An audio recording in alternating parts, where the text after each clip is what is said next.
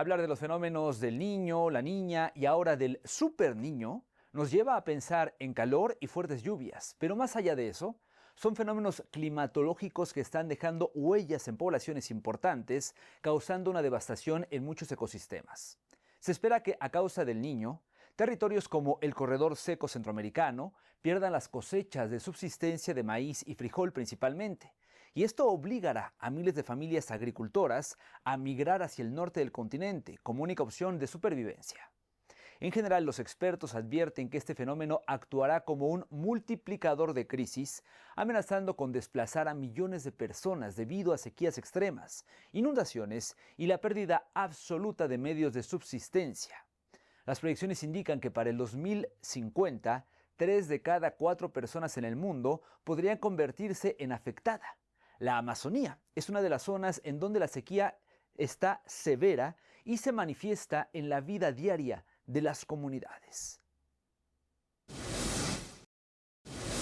En la Amazonía, el agua transversaliza toda la realidad material. Es la carretera que conecta comunidades, la fuente de alimento y la base misma de la vida. Pero esta dinámica se está quebrando. La sequía, antes un evento excepcional, se ha vuelto recurrente. Según un informe de la Convención de las Naciones Unidas de Lucha contra la Desertificación, estas crisis son casi un 30% más frecuentes y prolongadas desde el año 2000, una emergencia silenciosa que hoy obliga a miles de personas a huir. Solo en Brasil, en julio de 2026, 157 municipios se encontraban en situación de sequía severa. El impacto golpea con fuerza a los territorios indígenas y a las comunidades ribereñas. Los ríos, sus arterias viales, han caído a niveles nunca vistos en un siglo. Las embarcaciones quedan varadas, el pescado escasea y el bosque, que debería ser húmedo, se convierte en combustible para incendios devastadores. A nivel continental, los desastres climáticos provocan un promedio recurrente de más de 2 millones de nuevos desplazamientos internos anuales, de acuerdo con el Centro de Monitoreo del Desplazamiento Interno y ACNUR. Brasil lidera este impacto en Sudamérica.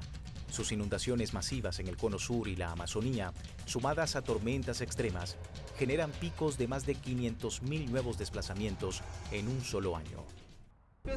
La gente que estaba más cerca del mar empezó a correr mucho.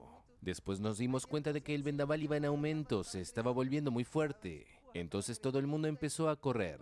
La gente se dirigió en masa hacia la orilla. Las casetas de los vendedores volaban por los aires, muchas casetas volaban. Mesas, sillas, todo volando.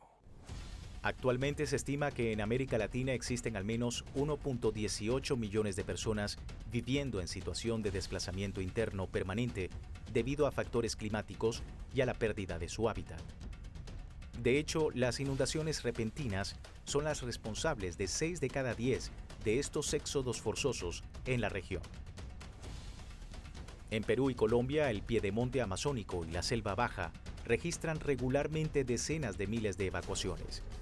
Estas inundaciones cíclicas destruyen los cultivos de subsistencia de las comunidades nativas ribereñas, forzándolas a migrar a centros urbanos como Iquitos o Leticia.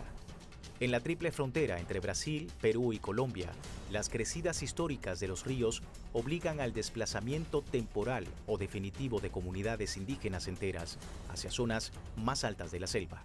Yo miré para arriba, era que venía una tremenda montaña, yo dije se acabó el mundo y hasta aquí llegamos. Subí a una lomita y la gente, yo miré para abajo como es lomita, miré para abajo, los tapó a toditos, luces de celulares, se veían en linterna todito, los tapó todito. La crisis climática está alterando los ciclos hidrológicos de la Amazonía de forma caótica. Las proyecciones indican que el caudal anual de los ríos podría reducirse hasta en un 48% en gran parte de la cuenca para el año 2050. Esto se traducirá en sequías más largas y severas, pero también en inundaciones destructivas cuando el agua regrese con violencia. La destrucción de los ciclos climáticos que se conocían ya desde hace varios años, el calentamiento global no se detiene, al contrario, se sigue incrementando. El consumo de gases de efecto invernadero se siguen emitiendo a la atmósfera y se siguen consumiendo combustibles fósiles. Ahora nos encontramos ante una injusticia histórica porque los países que más han emitido gases de efecto invernadero, como los países industrializados con Estados Unidos a la cabeza, ellos fueron grandes emisores de gases de efecto invernadero producto de su industrialización y su desarrollo económico.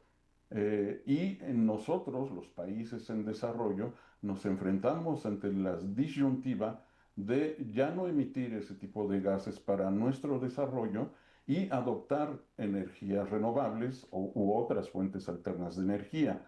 Y esta situación no es sencilla porque nosotros nos estamos enfrentando ante un problema generado por otros y nos afecta de una u otra manera en nuestro desarrollo económico y social. Cuando el río Amazonas cae a mínimos históricos, miles de personas quedan totalmente aisladas, sin acceso a agua potable, alimentos o medicinas, lo que obliga a traslados de emergencia hacia grandes ciudades como Manaus. A la par, los incendios forestales se han convertido en un motor acelerado de este éxodo, destruyendo los territorios de caza y recolección y empujando a pueblos ancestrales como los Yanomami a abandonar sus tierras. Esta historia se repite con la misma crudeza en Centroamérica. El corredor seco centroamericano, que se extiende desde el sur de México hasta Panamá, atravesando Guatemala, El Salvador, Honduras, Nicaragua y Costa Rica, representa una de las zonas más vulnerables del mundo ante el desplazamiento climático. Alerta roja ya es una emergencia nacional porque tenés más de la mitad de los municipios de Honduras, 75 en alerta roja, 72 en alerta amarilla, en una situación crítica, algunos por falta de agua, otros por sequía severa, entonces ya te afecta el tema alimentario también, de poder darle de comer a la gente. Aquí en el Distrito Central nosotros desde finales de mayo estamos en emergencia hídrica. Aquí habitan más de 22 millones de personas y cerca del 80% de los pequeños productores viven en condiciones de pobreza extrema. Ellos dependen enteramente de la agricultura de subsistencia, especialmente del maíz y el frijol. Pero la crisis climática destruye sus cultivos mediante sequías prolongadas intercaladas con huracanes destructivos. El fenómeno de estas lluvias extremas, de estas inundaciones, de estas sequías, tienen que ver con la degradación de la Tierra, es decir, esos sectores del planeta donde nosotros históricamente hemos estado produciendo alimento. Eso es lo que está en duda hoy día, de que el planeta tenga la capacidad de poder producir la cantidad de alimentos que se requieren para una población global creciente. Se estima que entre 3.5 y 4 millones de personas dentro de este corredor seco experimentan hoy una inseguridad alimentaria grave. La pérdida sucesiva de sus cosechas es el principal detonante para abandonar el campo. De hecho, en años de sequía extrema, la región pierde más de 280.000 hectáreas de granos básicos, forzando el éxodo masivo e inmediato de comunidades rurales enteras. El panorama a corto plazo no es alentador. El Programa Mundial de Alimentos de las Naciones Unidas señala este mes que la llegada de El Niño mantiene bajo alerta las sequías en Centroamérica y el noroeste de Sudamérica. Esto agrava la crisis en 45 países, aumentando la población en riesgo de inseguridad alimentaria de 225 a 275 millones de personas. Creo que las condiciones actuales del mundo, la crisis económica global, la crisis de seguridad global, el debilitamiento del sistema multilateral exprofeso a propósito de las grandes potencias imperiales del planeta, están creando condiciones para que en realidad el Acuerdo de París, que ha sido el mayor acuerdo, el más grande esfuerzo global de los países del mundo para intentar disminuir las emisiones de gases de efecto invernadero, las están haciendo fracasar sistemáticamente. Ante este escenario, el Banco Mundial proyecta que si no se implementan medidas urgentes de adaptación, para el año 2050 habrá hasta 3,9 millones de migrantes climáticos internos en Centroamérica y México, concentrados en su gran mayoría en los municipios que hoy integran el corredor seco.